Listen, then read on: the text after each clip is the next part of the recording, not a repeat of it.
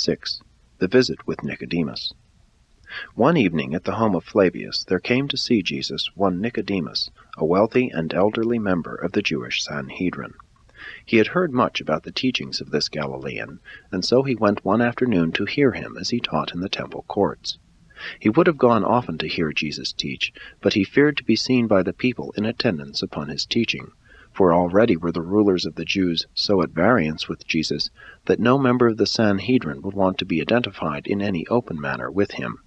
Accordingly, Nicodemus had arranged with Andrew to see Jesus privately, and after nightfall on this particular evening. Peter, James, and John were in Flavius's garden when the interview began, but later they all went into the house where the discourse continued.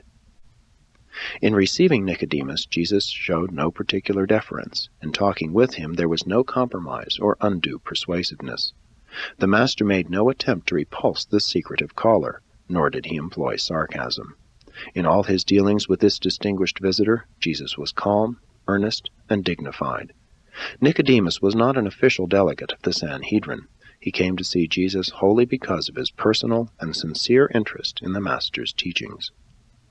Upon being presented by Flavius, Nicodemus said, "Rabbi, we know that you are a teacher sent by God, for no mere man could so teach unless God were with him.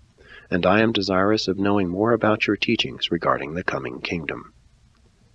Jesus answered Nicodemus, "Verily, verily, I say to you, Nicodemus, except a man be born from above, he cannot see the kingdom of God."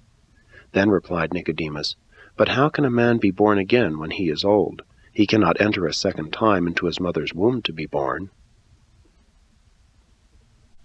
Jesus said, "Nevertheless, I declare to you, except a man be born of the Spirit, he cannot enter into the kingdom of God. That which is born of the flesh is flesh, and that which is born of the Spirit is spirit. But you should not marvel that I said you must be born from above. When the wind blows, you hear the rustle of the leaves, but you do not see the wind, whence it comes or whither it goes. And so it is with everyone born of the Spirit. With the eyes of the flesh you can behold the manifestations of the Spirit, but you cannot actually discern the Spirit." Nicodemus replied, "But I do not understand. How can that be?" Said Jesus, "Can it be that you are a teacher in Israel, and yet ignorant of all this? It becomes then the duty of those who know about the realities of the Spirit to reveal these things to those who discern only the manifestations of the material world. But will you believe us if we tell you of the heavenly truths? Do you have the courage, Nicodemus, to believe in one who has descended from heaven, even the Son of Man?" And Nicodemus said, "But how can I begin to lay hold upon this Spirit which is to remake me in preparation for entering into the kingdom?"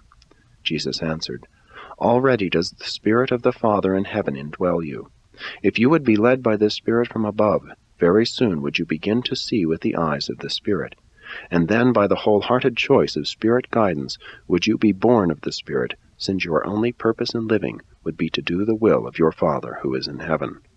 And so finding yourself born of the Spirit, and happily in the kingdom of God, you would begin to bear in your daily life the abundant fruits of the Spirit."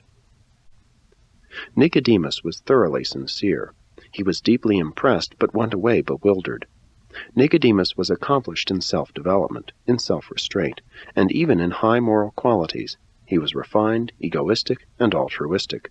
But he did not know how to submit his will to the will of the Father, as a little child is willing to submit to the guidance and leading of a wise and loving earthly father, thereby becoming in reality a son of God, a progressive heir of the eternal kingdom.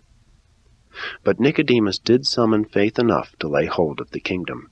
He faintly protested when his colleagues of the Sanhedrin sought to condemn Jesus without a hearing, and with Joseph of Arimathea, he later boldly acknowledged his faith and claimed the body of Jesus, even when most of the disciples had fled in fear from the scenes of their Master's final suffering and death.